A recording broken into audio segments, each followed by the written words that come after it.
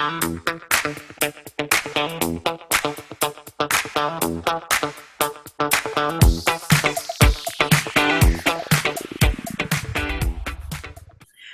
Megan. How are you? I'm great, Nancy. Thank you so much for having me. Thank you for being on the podcast. I surely appreciate it. I like to get different stories, different perspectives, and to introduce our viewers to different people so that they could know that really all walks of life are people who are vegan. It's not just one particular type, we're everywhere. Absolutely. Can you tell us where you're at now, like where you come from? Of course. I'm originally from New York, born and raised. I Me too. spent some time that's awesome. I love that. um, I my career, my animal rights career, has kind of taken me through. I was in Arkansas for a little while, then I went back to New York, but now I'm currently in Connecticut. I'm in the northwest corner, and I have the ability to work from home. That's awesome. Yes. That's really nice to be able to work from home. Absolutely. That's kind of the worst part of my job is I don't get to physically see my team every day, but we make it work with computers and technology. Right. So now, how did you come to veganism? Yeah, so I first started as vegetarian, and this was when I was really young. I was maybe 11 or 12, and it was very simple. I loved animals, so I didn't want to eat them, and that from a young perspective, that was all that I could do. I could see that piece of animal flesh was once a living, breathing animal. It was a living, breathing being. So I just simply didn't want to eat them. And then, kind of as I grew up and time went by, I was able to just learn more and educate myself properly. And in college, I switched to full vegan. And that was just one of the simplest things I could do to help animals, but it was one of the best decisions I've ever made. I learned that very quickly I could get everything I needed from a balanced vegan diet.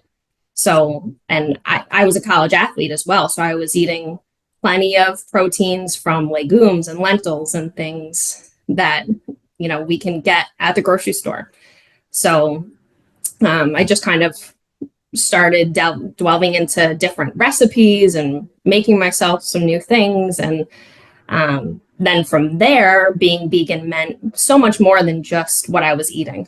It was a complete lifestyle. It then turned into what I was wearing or, what I was choosing to wash my hair with or moisturize your skin with. And I think people need that reminder that it's being vegan isn't just I'm choosing not to eat animal byproduct, but I'm also choosing to stick up for those animals that are used in needless laboratory experiments and that are used for clothing. And then in my line of work now, the animals that are used for entertainment. Right. Two things I want to touch on. So you said at 11 years old, you went vegetarian. Were Mhm. your parents supportive of your decision? Um, I don't think so, but because my parents are amazing, but my mom, when she cooked, she said, I'm gonna cook this and this is your option. This is what you're gonna have for dinner. So I just chose to kind of pick around the stuff I didn't want to eat. And I put up a good fight. And my mother and I are both very stubborn. So I think we just kind of butt heads there. But she got really used to it. And then it got a lot easier as I was able to buy my own food and make my own recipes and kind of go from there. And along the way, I've kind of taught her some things as well. And she's an amazing cook and we love to cook together. So we trade recipes. And especially now, even during the holiday season, she makes the best vegan gravy. So we just had it for Thanksgiving and it's mushroom based and everybody eats it now. It's so delicious. The reason why I ask that is because sometimes younger individuals want to go vegan, but they get pushback from their family. And some of them, have to wait till they can manage it themselves. Others decide, okay, well, then I'm just going to do my own cooking and I'll just do my own stuff. Yeah. And then others still, no matter what, still stay true to what they want to do and just work around it. Yes. And as someone who did deal with that, just keep advocating for what you know is right, even if you're young. If you don't want to do it, it's for the right reason. And we even, PETA has links on our website. We have a youth program that helps young vegans, vegetarians who are exactly in that situation, that they know they don't want to eat animals or use animals in any way, but they don't know what to do next. Right. And the other thing is that I want to touch on, you said you were in college, an athlete. Yep. And, because sometimes when I'm advocating for veganism, especially early on, I would get somebody who would say, oh, they can't go vegan because they're an athlete and they need, and I'm like, that's especially when you should go to a vegan diet, a plant-based whole diet, because that's going to give you the most, the body, the most of what it needs to be able to do that competition and have the endurance and the strength to do that stuff. So I completely agree. And that was my stance. And when I was living in the dorms, it was hard because there weren't a lot of vegan options, in the food hall. So finally, when I was able to move off of campus and create my own meals with my own recipes, it was a lot easier. But that was also a learning or a teaching opportunity for me to talk to other athletes. And there are so many professional athletes that I've read stories on that they've gone vegan and they feel so much better because they feel healthier. And it's just a better lifestyle. And not only that, like they're the top vegans who are winning the titles. Right. A lot of them. Yeah. So it's like, what more proof do you need? Absolutely. Yeah. Watch the Game Changers from James Cameron and you'll see. Yeah. Exactly. And we just have to make sure people know that you can get proper protein. You can get everything you need from a balanced vegan diet. It's not just what you're buying in the produce aisle. It's not just frozen food. It's not processed at all, but it's what we're creating in our kitchens, and it's beans and legumes. And to this day, I still eat black beans. My son eats black beans, and he would take that over anything else. Yeah. And, and usually if you don't really push the kids, they usually tend to go more towards that anyway. Mm-hmm. The fruits and the vegetables and stuff like that. Absolutely. Because to them, like our actual real self knows it. Yep. Absolutely. So now you're a wildlife specialist with PETA. Yes.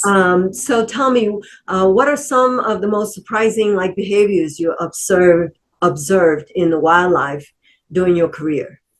Yeah, so currently I'm a captive wildlife specialist, and so that means I monitor roadside zoos, circuses, and any other exhibitors who use animals for entertainment.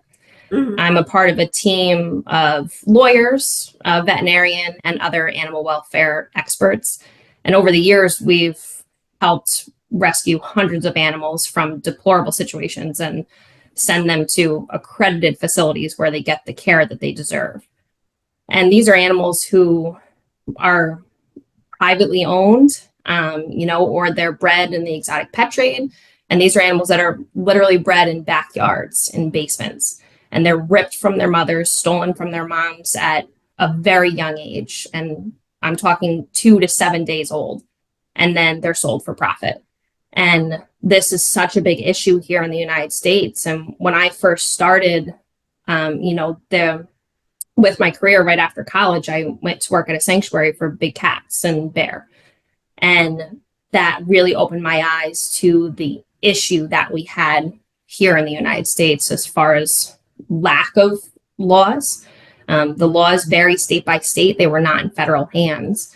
And luckily in 2022, the Big Cat Public Safety Act was passed. And that is going to be a huge win for big cats. And that's basically just prohibiting the buying, selling, breeding of big cats. but there is so much more work we have to do. And that's kind of where my team comes in now. We are monitoring these roadside zoos that are unaccredited facilities that have animals. They're abusing them. They're keeping them in situations that they don't want to be in. They're wild, exotic animals. They do not want to be used for photo opportunities. They do not want to be swam with or played with. And, you know, when the lucky ones get rescued and sent to these accredited facilities. But my team is out there to make sure that the animals who are still suffering can get the help they deserve. So, like a couple of years ago, you and a team, right, rescued what was it, a young cougar A cougar, yeah. in New York, in the Bronx in New York. Yes. I mean, what was that person thinking? I asked that a lot in my career. Now, when they I had was it working, in their apartment or a yeah, house? in the Bronx. You know, and you know, you're from New York City, so there's no space. There's not an adequate environment for, you know, sometimes even just dogs, but let alone a wild animal. This is a cougar. At the time, she was only a few months old, so she was relatively small, but this is what happens when people privately own these wild animals. They one day have this realization that this is going to grow up and be a huge, dangerous animal, and it should not be in your house. So that's where, you know, the lucky animals get help. They get to be rescued by a sanctuary. Did So somebody call that's, you about that, or? yeah, the owners actually did. They Oh, were scared. She started acting like a cougar. So they kind of called, they asked a different agency for help. And, you know, and that's the best thing about all of these animal advocacy. We all want what's best for animals. We want the best welfare possible. So we were able to, everybody kind of work together to see who could take this cat in her time of need. And this was kind of in my transition period between the sanctuary and where I am now. So I just happened to be in New York, and I was living on Staten Island at the time. So my team flew in, and then we kind of met together. We had so much security, and we did everything legally and properly and safely for the cat. mhm. And now she's living a very happy, safe life where she's getting the proper care she deserves. She has grass. She has the ability to be a cougar. And you know, one of the things is that I see, you know, the more I watch like televisions or stories on TV, that one of the things that doesn't make me happy and actually pisses me off is when they kind of trying to glamorize, oh, you own a cougar, oh, you own a panther, oh, you own a monkey. You know, Mm-hmm. these Yeah, are, as you said, wild animals who deserve to be in their home environment, which is not right. in a cage, in a zoo, or in a, you know, they should be living free and wild as nature intended. Absolutely. And this is where it gets started. This is the whole reason the exotic pet trade exists, is because people are seeing these animals as, you know, quote unquote, cute little babies. But what happens when that baby grows up? It is now a 500-pound wild animal that cannot be in your home. And these wild animals deserve to be in the wild. And when they can't be, they need to be at accredited facilities that can give them the care they deserve. And we're seeing this with so many different types of species. You know, I started with big cats, but my team now, we're monitoring these facilities that are using primates, that are using reptiles and different animals for many uses of entertainment. And they end up in the wrong hands. And again, on social media, these people, these influencers are doing exactly what you said, and kind of glamorizing it, like you said. And it is not a safe environment for the animal or for the public. We should never be interacting with wild animals. And so the conditioning, like, like the meat and dairy condition, the society conditioned us that that's what we need to eat to survive, which is not true, as we know. But we were conditioned to that. So that's why we have a lot of pushback when you talk to people about being vegan, because, this is their so-called normal, which is another fallacy. There is no such thing as normal, in my view. But also, you go and then they have photo ops, and then with tigers or lions or whatever it is, but they're not being taken care of. They live in awful conditions, and then most often they're drugged, as I've read. Right. And that's the thing that people don't realize. They either don't know or they don't want to know the truth. And that's where we come in to make sure that these people are understanding there is a difference between accredited facilities and unaccredited facilities. Animals are not ours to use in any way. So especially for these animals that in my line of work are used for entertainment, they're being sometimes, bought in people's driveways on the side of the highway. They're being traded from one breeder to a seller, or they're being bought and sold at exotic pet auctions. And then again, they're just placed in the wrong hands where they, like you said, are not getting proper care, and they're not getting access to veterinary care or proper diet or enrichment. There's no psychological well-being there for them, just for us to have one moment of a picture with them. It's just not fair, and it's not what the animals want. Now, when I lived in Brooklyn, I was going to school when I was younger. I love animals, right? I didn't make the connection, but we used to go Coney Island. They had an aquarium there. Yeah, if you remember. I've been there. Yeah. But they had this beluga whale called Alex, and I loved her. And I would go to watch Alex because I thought she was so beautiful, and But it never dawned on me during that time that poor Alex was being kept in a bathtub size for her, because they're used to oceans and miles of swimming and whatever. And so the same thing with, in Brooklyn where I grew up, there was Prospect Park Zoo. So we used to go there all the time because I loved the lions and go watch them and the tigers and all that stuff. Again, not realizing that these poor animals were prisoners and really should not have ever been there in the first place. Right. I mean, they're wild animals and they deserve to be in the wild. But when they're not, or they can't be, they have to be given the best standard of care. And that's, again, these facilities that are accredited are providing that standard of care. But and I was sorry, going to say, I'm hoping that you're talking about like sanctuaries and places where animals could go be themselves and not have to deal with, people shouting at them or. Right. Yeah. Sanctuaries are also accredited. They're just from a different accreditation, but there are accredited zoos as well. There are zoos that are doing the right thing, and that's very, very different from the roadside zoos that I'm talking about. These are unaccredited, underfunded facilities.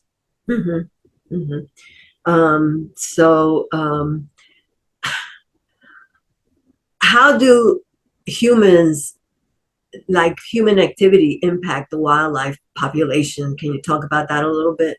Yeah, of course. I mean, everything we do, we have a choice every single day to help animals. And again, it's getting in your car. How far are you going to drive? And you're impacting the environment. And that's impacting birds here. That's impacting squirrels. If you let your cat outside, that's impacting the wild bird population. There are so many things that we do as humans that if we just kind of step back and think about our overall contribution. And again, this is things like not just what we're eating, but how we're choosing to entertain ourselves. So it is those fun family trips that you may not realize, you may not know that the facility you're supporting is abusing and hurting animals. There's a very easy way. It's just to not support those places. If places are allowing the public to interact with animals in any way, it is not a good situation for the public. You know, it's very dangerous, Right. and it's not a good situation for the animals. So there's so many things that we can do to just think about how to entertain ourselves in a better way. That's great advice. And like you were saying in the beginning, veganism, I say it's a social justice movement because it has so many different aspects to it. It's not just what you eat. Mm-hmm. It's ending the exploitation of animals, of course, but it affects the climate. It affects our environment, the water, the air, Absolutely. the soil. Our health. Yeah. And then, of course, other workers who work in these places Mm-hmm. where they slaughter and torture these animals, so it impacts so many different things. Yes. And, I'm always kind of like, go, why? Now, I'm a female, I'm a minority, I'm Hispanic background, right? I'm elderly, I guess that's called whatever now. But if I would not want, and I do not want, the discrimination or the things that are, to be taken away from me, Mm-hmm. I don't want it for myself. So I don't want it for others either, Right. inclusive of animals, because people fail to remember that we are animals as well. Absolutely. And when we say it's okay to do this to one species, somehow people can twist words and say it's okay to do it to somebody else. Yeah. And so we need to understand that, and that it shouldn't be just about oneself. It should be about oneself and the community at large. Absolutely. And that's where, especially with my line of work, that when these babies that are being sold are taken from their mothers. And that's exactly what's happening in the dairy industry as well. You know, these cows are producing milk for their babies, and then they're taken away so that humans can enjoy milk that is not meant for us. And it's a full circle. And there's just so many choices that we make that can help and eliminate that. And it goes, as you were saying before, it goes with what you wear, what you put on your skin, what you clean your house with, Yeah. what you consider entertainment, and all those things. Absolutely. And people sometimes just aren't aware, or they just don't know. And that's where our team is here to just help educate. We have action alerts. We have things that people can refer to for reference or just for understanding, just to kind of see what is right and what is wrong. And one more thing before we go is, so you have action alerts, so can you tell us, like, how petitions work, and do they work, and emailing someone or calling someone, in the government and city official? Yeah. Do these things work? Because they absolutely work. Yes. There are so many things that people can do to help just from the comfort of their own home. And, we have so many different projects that we're working on at once. And it's not just with cats and dogs. It's also with these wild exotic animals that I'm working more closely with. But there are so many things that we can do. If you want to donate time or money, you don't have to physically be present. You can make a phone call. You can just send a quick and easy email. We're on our phones all day, every day these days. So just making that simple text, and we make it easy for you. We send it to you, and all you have to do is click a button. So there are so many things that you can do to help out.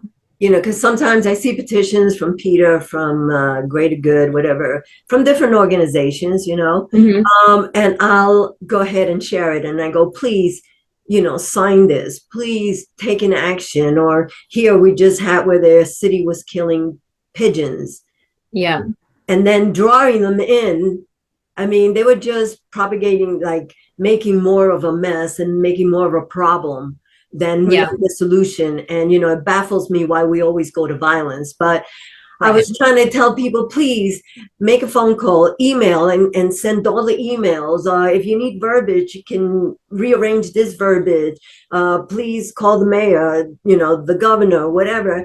And maybe one or two people Yeah. would answer. And And it gets very yeah, frustrating it because, is, but it's still one or two people, and that's what we have to go with. And those one or two people may be sharing it with somebody else and so on and so forth. And that's what we have to hope for. And these are constant, just kind of teaching opportunities. And whether you're in the grocery store and you're buying, meatless chicken nuggets, that's a chance for you to let people know what's going on and also how to change it. And this is the same for those action alerts and for those petitions that you're sending around. It is such a simple thing, and you just hope that it might catch on and people can continue to spread the word and do what's right for animals that are used in for any reason. and share the Yeah, information. Like there's a story, share it. There's, picture, whatever, because absolutely. trying to get it out there. I mean, the local newspapers are not going to be carrying them. The TVs, they're not going Yeah. to. And it may take time. And so many of our victories have taken years, but it's still a victory and we can't disregard that. And it's still getting the word out and it's still changing people's minds little by little. And Right. that's all we can hope for. We got to celebrate each little victory because it's a step Yes, and forward. we do. Like I said, it takes times, but we have had so many victories. The PETA legal team, and I didn't even know PETA had a legal team before I started. But watching what they did, and now being a part of this amazing team where we are all fighting for animal rights for animals that are used in any way. But yeah, it does take time, but it's so worth it for the animals that we can see. We see the change, we see the proof, we see why we're doing what we're doing. And for animals that are living in these abusive, deplorable situations that now get a chance to touch grass for the first time or play with toys, or just feel comfortable for the first time in their lives, it makes all the difference. Well, thank you, Megan, for what you Of do, for course. being on the podcast, for sharing some information. Um, Thank you. I appreciate it. Yes, thank you so much for having me, and thank you for what you do as well. All right. Bye bye. Thanks. Bye.